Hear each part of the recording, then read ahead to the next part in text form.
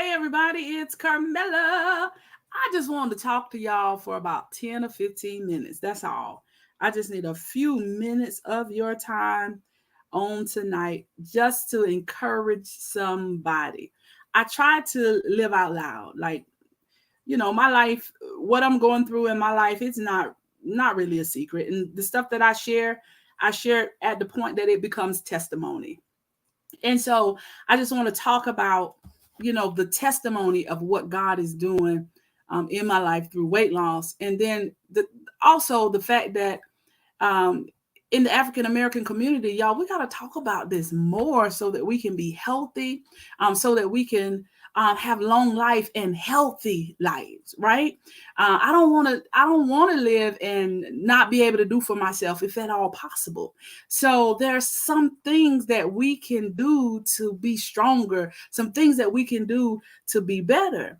And I know for me, for years we've made modifications for the pain. That's what I want to talk about tonight. So for me, it's going to be about weight loss, but you may be able to relate to this for whatever it is that you're going through, making modifications for the pain. That's what we got to stop doing. The things that cause us pain have to be changed. The things that cause us pain have to be changed, right? Somebody drop change in the comments. CHANG. Change. Let me pull this down. Change, y'all. We gotta make change. Because otherwise we're making adjustments and modifications and making what's not normal, we're making it normal. And I know that's what I did. That's what I did for me.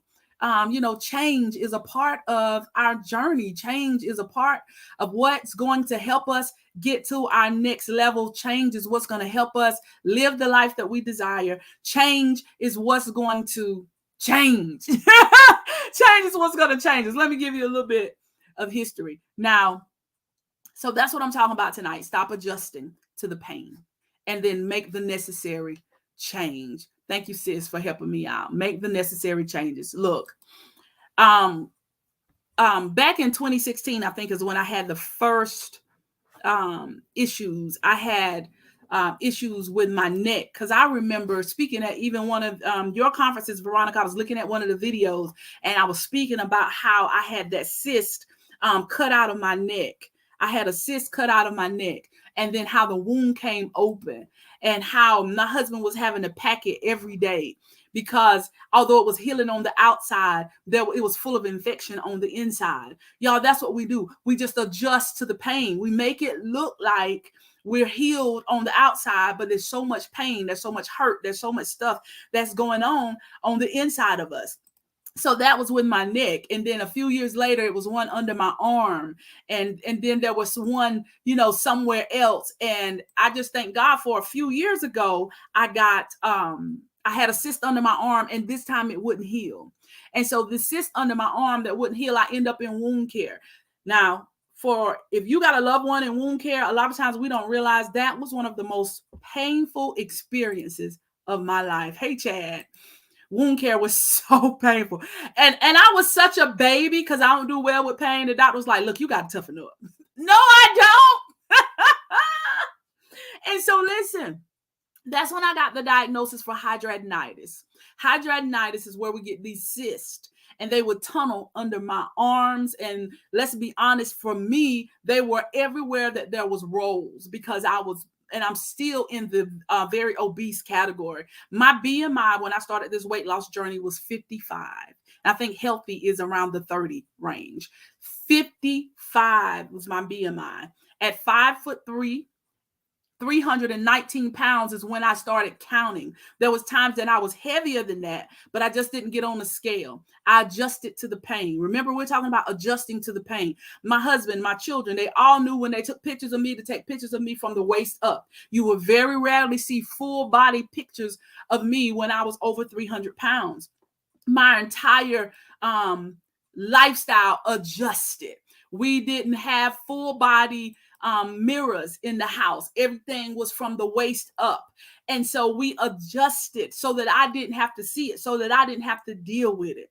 right? And so that hidradenitis under my arms, I would have one cyst in one spot, and I would have another hole in another spot while I'm in wound care. And they would take the Q-tip that they would go through and clean, and they would put it in one arm. I know this part's a little gross, and I would put it in one hole, and it would come out the other to show me, Carmela, these things are tunneling under your skin, and they're all connected. So I ended up having surgery in October under my left arm, under my right arm, to remove all of the sweat glands in that infected area. 3 months later, in December, I had the surgery under my left arm to do the same thing. Yes, you got to, because we gonna get rid of the scale. And then I had the cyst on my neck. You can look on my page. I shared this journey with you. I got cut from one side of my neck to the other side of my neck because the cysts were there as well. They were everywhere. There was rolls everywhere where I could sweat. They were there. And so I have to bathe with this medicated soap to get all the bacteria and stuff off, and do all I can to make sure that to prevent the cyst and to prevent the infection from happening. But y'all, you know the story of how under this right arm, when they did the surgery the first time, after a few days, it fell apart. Like the stitches didn't hold it. It literally just fell open. I'm talking about the pain of obesity for me. My legs, I can show you if I'm on my laptop, but if I was on my phone, I would show you my legs, my left leg and my right leg. They both are discolored. Both of my legs are discolored. I asked my doctor what was going on, and she said, you have so much fluid built up in your legs that it's trying to come out. If you don't get this fluid under control, your legs are going to open, and they call it seeping. And you've seen people where their legs drain, right? And so I'm telling you about the pain of obesity. I'm telling you my story, right? My journey. This is something that I never talked about.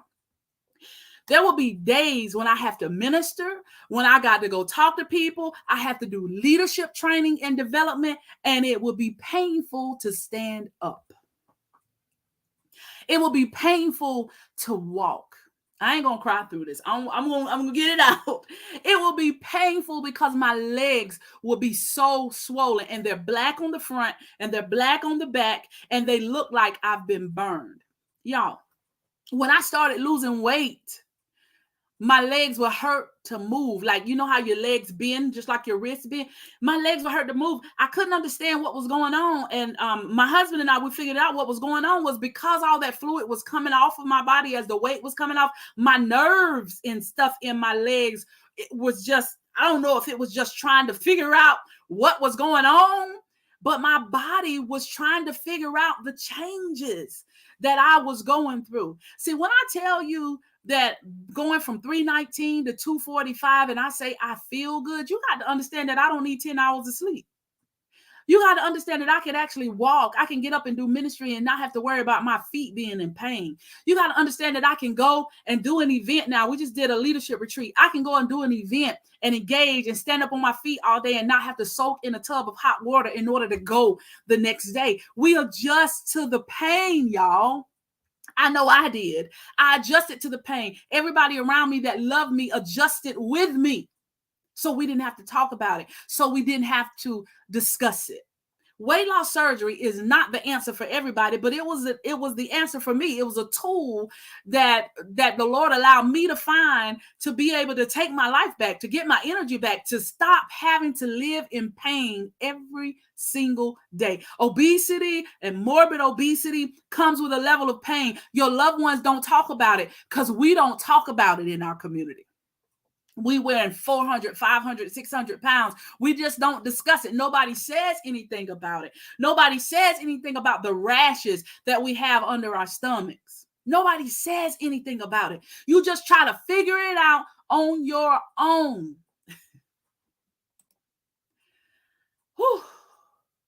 Because I want to be clear and coherent when I share this with you. Because I hope, thank you, Jake, because I hope that I encourage somebody to take your life back. I'm not trying to encourage anybody to have weight loss surgery. I'm trying to encourage you to take your life back, whatever that looks like for you. Take your life back. When people say, well, if you obese, all you got to do is walk. How can I walk if my legs are about to burst? Literally. How can I walk when I'm in pain? Well, maybe you can get on the exercise bike. Some people can't afford an exercise bike. Maybe you can get in the pool. Some people can't afford a monthly membership. What can you do? You got to figure out what to do so that you can live, so that you can be healthy. So we battled hidradenitis. We battled with my legs and the seeping. We've battled with the rashes. We've battled with making adjustments. What is it that you're battling with? What dysfunction have you adjusted to and made your whole family making adjustments for your dysfunction? Was yours an addiction? Was yours a toxic relationship? Mine was morbid obesity. Mine was food addiction. We don't talk about that. And then this is what we have to do now. I have to be so careful not to shift from one addiction to another, right? The transfer addiction. So what do I do now when I'm upset? Instead of sitting around eating, what am I doing, right? And so we have to be very careful and very mindful, very conscious of what it is we're doing as we're on this journey. So when I share pictures with you, I know I look good, but see, this is the thing. I thought I looked good at 319 pounds. So I already, self-confidence and self-image wasn't the issue. I was unhealthy. See, y'all know that picture they have on social media with the little kitten is looking in the mirror and see the big lion? That's me. I did not see who I had allowed myself to become. I didn't. And so let's see here. Encouraging others to take their life back. That's right. Free yourself. Whether it's addiction, whether it's toxic relationship, whether it was food addiction like me, I'm telling you, life gonna happen. We can't just eat ourselves into the grave. We can't just cry ourselves into the grave. We got to get up. We got to show up. We got to dress up. We got to make a difference. Listen, the Lord's been on me about sharing the behind the scenes stuff for a couple of weeks now. But every time I start thinking about it, I get emotional because I can talk about some of the hard things that have happened in my life, but I never talk about how we adjusted to obesity, how when I'm preaching, how my feet will be hurting so bad. See, people would say things like you shouldn't be wearing flip-flops every day. I couldn't wear no other shoes. My feet were too swollen. Y'all just thought I wore flip-flops to be cute. I just made it work for me. I couldn't wear any other shoes. So I would try to find the flip-flops that was dressed up because they would adjust whether my feet were swollen or whether they were not swollen.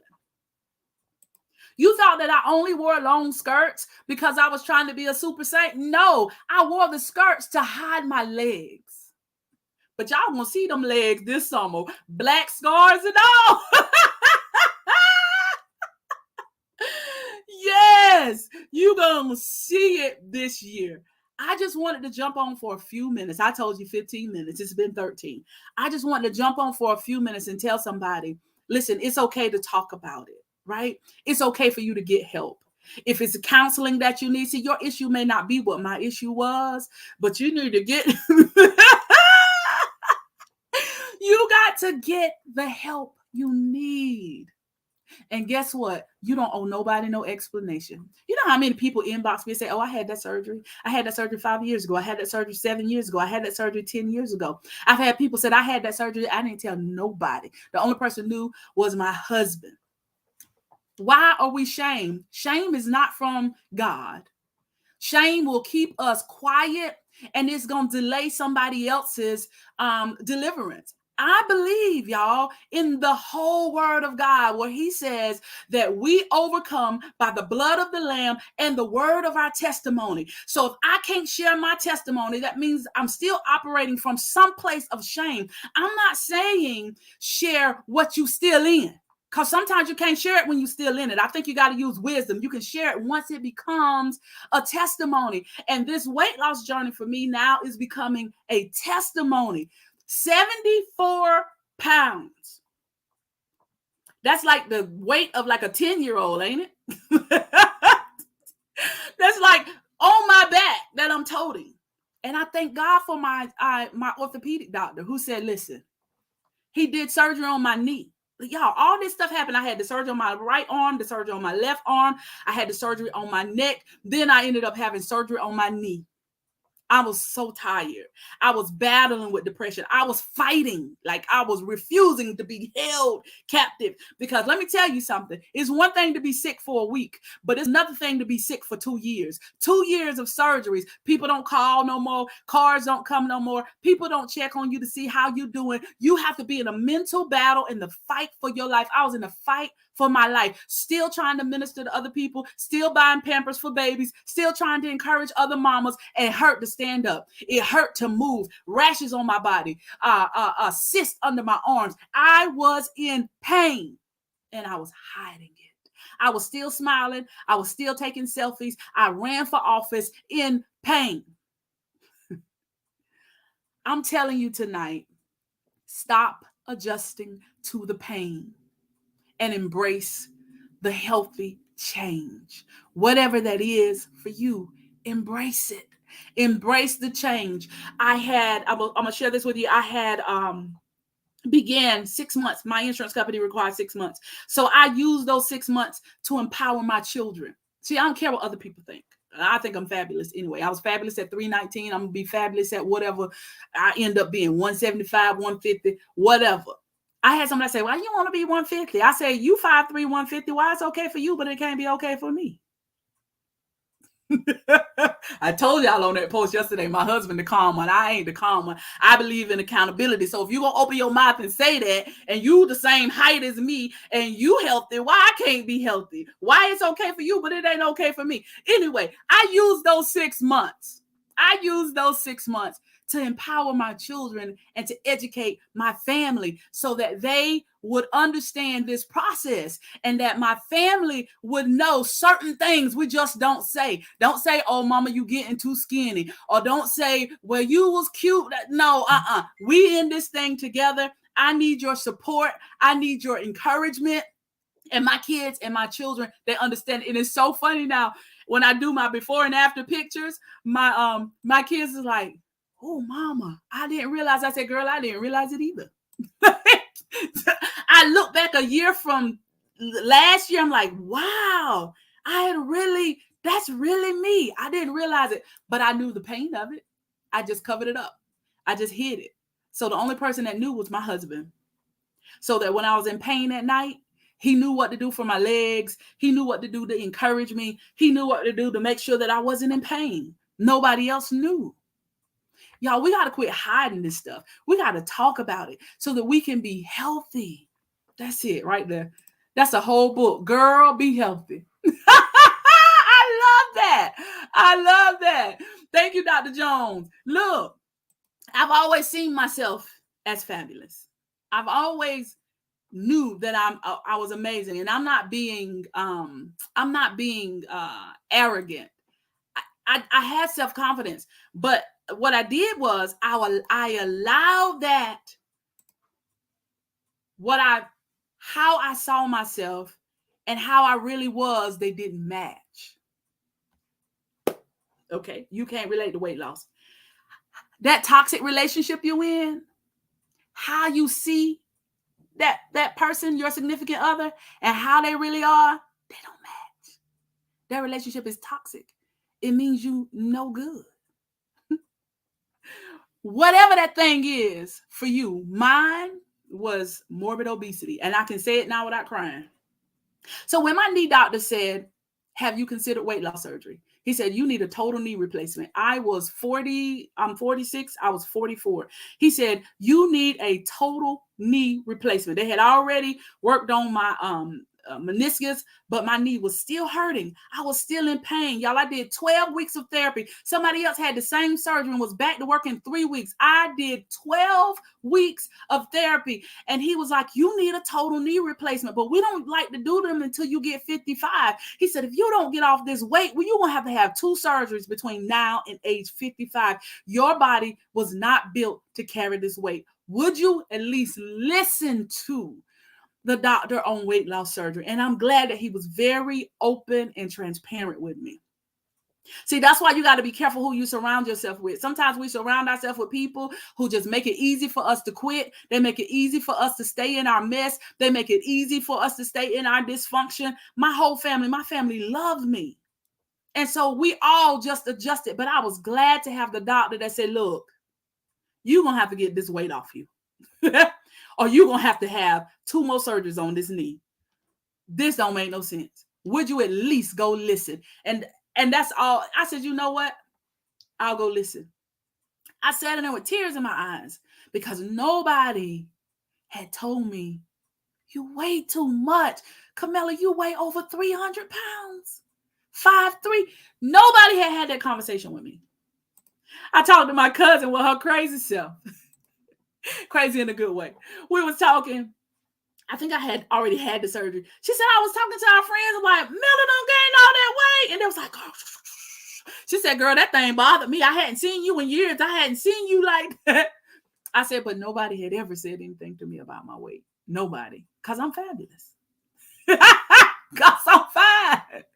But I thank God that my doctor said, you fine, you fabulous, you all that stuff, but you still 300 pounds in a 5'3" frame and them knees can't hold you. You got to do something different. You can try to do it on your own. You can go down here and listen to these people. Then you make a decision. And that's what we did. We went down there, we listened to them, and we made a decision. And this is why we made the decision. 1, so I could live. 2, I realized the health benefits. I was on all that medicine. I take 1 now. I still take the water pill, because my blood pressure still try to act a little crazy. But I'm believing God that once I get 50 more pounds off, that I'm going to be off all that medicine. The only thing I have to take is my vitamins. I'm believing that. God says he's concerned about what concerns me. See, we think that weight loss surgery is cosmetic only. It ain't cosmetic only. I know people that had this service, they've had this surgery and they struggling mentally, because they can't see their weight loss. They don't think they deserve it. They're struggling mentally with their own self-image, right? I'm just grateful. For me, it's not about the look. For me, is that I can walk, I can play, I got energy. I don't have to sleep till 10 in the morning. I don't have to, y'all just don't know. I can get up and minister without my feet hurting, without my knees hurting, without having to worry about sweating too much and rashes breaking out in rolls. I'm telling you something. This has been a blessing for me. And all I want you to do is stop adjusting to the pain and make the changes necessary for you to live the life you want to live. It may not be weight loss. It may be a crazy relationship. It could be just your own goals that you've put on the back burner, that you decided, you know what? Money is no longer going to answer for me. I'm going after what God has promised me. Whatever it is, stop adjusting to the pain and make the necessary changes. We got to do better. That's exactly right. We got to do better. We got to have the hard conversations. We do. And listen, let me talk about my husband for a minute. My husband is absolutely amazing, very supportive. He not coming in the house with cookies. He not in there sitting around eating Big Macs in front of me, things that I don't eat anymore. I don't eat bread and any of that stuff. So he's not bringing that stuff around me to tempt me. Now at this point in the ball game, I'm no longer tempted, because I haven't had that stuff since Thanksgiving Day. My 14-day diet started after the day after Thanksgiving. But let me tell you something. My husband has been very supportive in every way. And I understand everybody don't have that support network, so I don't take it for granted. But if you don't have it in your husband, you do need to have a support network. Y'all, we can't do what we need to do on our own. It's the enemy that comes to divide and conquer. It's the enemy that comes to isolate us. Look in your word. Look at what God did. Jesus had a group of 12. He didn't need them, but he surrounded himself with other people. It's other people that's going to help you. You never know where that word of encouragement is going to come through. Oh my goodness, Dr. Jones, I did not know that. Oh my goodness, I didn't know that. That's right. She took back her health because you look amazing.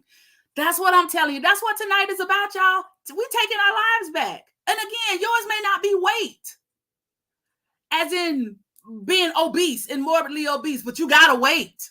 The scripture said, lay aside every sin and wait. So whatever that thing is that's weighing on you, we're going to rebuke it and cast it out on tonight. We're going to rebuke it and cast it out on tonight so that we can live the life that God has called us to live. No more pretending in the body of Christ. No more pretending. There was no reason that I had to stand up there and preach with my legs burning and try to make flip-flops a fashion statement because my feet were too swollen to fit in a regular shoe. I ain't the only one. I'm sharing my story, but I promise you, it's somebody that you know that's going through the same pain that I was going through, but we don't talk about it. We don't talk about it. We don't talk about the fact that when we go over to our family's house and everything on the plate is a carbohydrate except the chicken that's deep fried in grease, I can't eat nothing. But now, I don't make my journey, my conviction, somebody else's conviction. My mama them will tell you, I go down there, I eat the meat. I bring my own cauliflower rice, my own potatoes. We just did a leadership retreat. I bring my own stuff. I'm going to eat what I can eat. I'm going to bring my own stuff. I'm not going to make anybody else have to do what God has called me to do. And you can't do that either. You can't make this somebody else's conviction. All I'm saying is I'm taking control of my life, and you got to take control of your life, whatever that looks like for you. Stop hiding the pain. Yeah. Stop hiding the pain. Working in pain, serving other people in pain. The very people that I was called to serve wouldn't even show up because they had a headache and it hurt me to walk.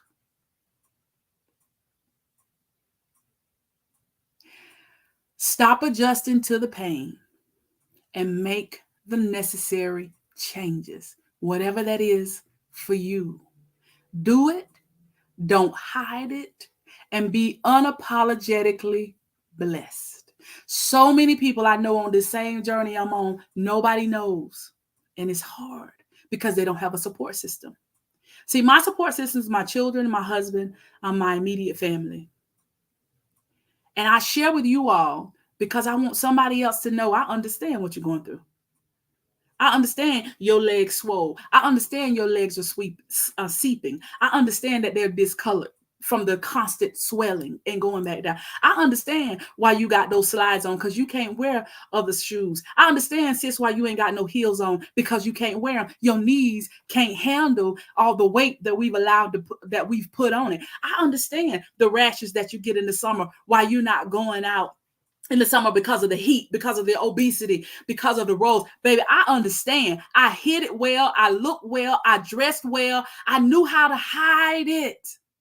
But behind closed doors, that was a heavy weight to carry. Lay aside every sin and lay aside every weight. That means stop adjusting to the pain and do the pain that's required for the change. And this is the last thing, and I'm gone. When I did the 14-day, the 14-day liquid diet, my mind was already made up. Remember, I had 6 months of preparation. I was mad about them 6 months in the beginning, but the 6 months of preparation allowed me to mentally prepare. So I was ready for it. But what I wasn't ready for was the detoxing. I didn't realize that the sugar and the carbs that we eat, how it's so addicting. I had migraine headaches. I had yeast everywhere there was a roll. I had purple violet on my tongue because my mouth was full of yeast. I didn't know what was going on with my body. But see, I didn't share that with y'all. I just share with y'all the parts that I wanted you to see. I didn't share the pain, see, because I was already used to hiding the pain from the public. I was used to doing that. And so I continued to do it. And when I shared it with my doctor, what was going on, my tongue was purple. And my doctor's visit, I said, I got this white stuff. It's everywhere. I was itching everywhere. And they said, oh, your body is going through a detox. And so they gave me the pills and everything, cleared everything right up. Let me tell you, don't nobody tell you about that.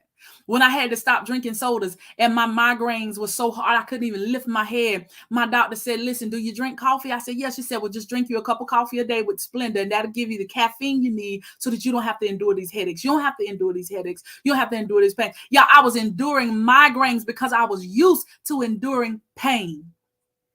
If my doctor wouldn't have asked me about it, I would have just spent 2 weeks in bed in the dark. I ain't know. She said, baby, just get you a little bit of coffee. You drink coffee anyway, and just don't put no sugar in the coffee. It'll still be a part of your plan, and it'll take away those migraine headaches, and you'll be able to function. We so used to functioning in dysfunction that when we start functioning in something that's healthy, it's foreign to us. We don't even know what to ask. Like the normalcy, or what people call normal, is so foreign that we're uncomfortable. We don't even know what questions to ask. We just used to hiding the pain. So I'm trading one pain for another pain. So I'm okay. This is what I'm used to. No. When God does it, you don't have to trade a pain for a pain. You're going to take that pain and you're going to give it to him. He's concerned about everything that concerns you. He's going to perfect everything that concerns you. So whether this is relationships, whether this is your health, regardless of whether this is your career, whether this is your business, whether these are family relationships, whatever it is, God is concerned about what concerns you. Stop adjusting to the pain. And when I say toxic relationships, it could be you and your sister. It could be you and your mom. It don't have to be you and your boo. Because some of this stuff and some of this foolishness that we allow to carry on, we're killing ourselves on the inside. Because we're so used to hiding pain. Sis, you better set a boundary with those loved ones and protect your heart. You can still love them, but you're going to set a boundary, because what y'all ain't going to do is kill me with this stress. Listen, I came on here tonight. The Lord gave me this message. Stop adjusting to the pain and make the necessary changes. Whatever it is, that's what this journey is for me. For years, we adjusted to the pain. For years, not just me. You heard me say we, because I trained those around me that love me how to adjust with me. I could have just eaten every night. My husband would run. He would get stuff for me. I would get candy. I would have candy every night, and I would have a Big Mac or something crazy at 11, 12 o'clock at night. He had to be to work at 5 in the morning. If I wanted, he would go and get it for me. I'm so grateful. He loved me at my worst, and he's loving me at my best. But let me tell you, we train people how to make adjustments with us. Yep. And guess what? There were some days when he would come out with some candy. I said, baby, I don't eat candy no more. Oh, I forgot. Because he was so used to doing those things for me that even he had to make, now he's adjusted now, but even he had to make adjustments. Even he had to make adjustments on the treats that he would get me. He may bring me a beef jerky now instead of a 1 pound box of candy. See, he wouldn't buy me them little 25-cent boxes of candy. I don't think they're 25 no more. He would buy me the 1 pound box of candy. Oh, y'all don't want to be honest tonight. See, you don't get the 319 pounds overnight. This thing was, I had some help. Let's just say that. And I trained my family how to help feed my addiction to food. And I trained my family how to help me hide the pain that was going on behind closed doors. So to my sister and my brother that's out there and you struggling with your weight, take your life back. I don't care how you do it. Your journey may not be like my journey, but you're worth the investment of time. You're worth the investment of energy. You're worth the sacrifice. Whatever it is that you're going to do to take your life back, you're worth it. For those of you out there battling in those toxic relationships, you're worth setting a boundary. You're worth doing what you need to do to make a change in your life. For you trying to hold on for somebody else, no, I want you to hold on for you. I want you to fight for you. I want you to trust God for you. I want you to get in the mirror. This book here that I wrote, you thought I was talking to you? I was encouraging myself. I ain't trying to sell no book. I can let go. When I just flipped to this in this book, right? I can let go. Lay aside every sin and weight. Now, that wasn't no accident. I've been telling y'all that, right? Today, we are going to discuss those weights in your life. Weights of offense, weights of anger, weights of hurt, weights of feeling overlooked, weights of rejection. I know you can identify the weight that is in your life. Sometimes those weights hold us hostage. And we cannot move forward in life due to those weights. This is going to make me cry now, because I promise you, I just picked this book up and flipped to this page. You must be willing to let every weight go. Let every person go. Let every hurtful situation go. Say it out loud. I can let go. I can let go so that I can move forward. I can let go so that I can do the more in my life. I can let go so that my children can see me healed. I can let go because holding on to this creates bitterness within me.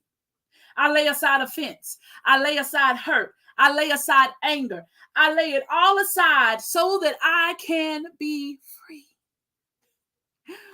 You thought this was a love letter just to encourage you? I was speaking what I needed. And I knew if it was going to help me, it was going to help somebody else out there like me that was battling with some of the same things that we refuse to show the world. We refuse to show our friends. The only people that knew were those people in my inner circle. Listen, stop adjusting to the pain and do the hard work of making the change to take your life back. You can be free from it. All you got to do is just give it to Jesus. He'll give you the strategy. Don't be afraid if nobody else in your family's ever done it. He called you to do it. You do it. You ain't going to be by yourself. Look, I'm in a group. I'm in two groups. One group got 20,000 people in it. People all over the world have done the same thing. Then I'm in one group with like 500 of us that all had surgery in December. There wasn't anybody in this immediate circle that had done what I'd done. Now I know it's a lot of them. But when I was looking, I didn't know where to look. So I found them online. And I connected and I read and I asked questions and I watched and I prayed and I did my own research and I did what was best for me, even if the people around me didn't first understand it. But by the time I got the surgery date, those people that I loved had been educated and they were ready to support me on this journey. So I pray that you find your tribe. You find those people that love you. You know they love you because they help you adjust to your pain. They don't say nothing about that crazy stuff that you in right now. They don't say nothing because they love you. And they're going to be so happy with you. And they're going to be so happy for you when you take your life back. Those same people going to be there. They're going to be cheering you on. And I want to be one of the ones cheering you on so that I can tell you, you can do this. You was built for this. You don't have to hide it. You don't have to sugarcoat it. You deserve God's best in every area of your life. I love y'all so much. And thank you for allowing me to just be transparent with you for a minute so that somebody else can get their breakthrough and somebody else can be free. Y'all have a great day.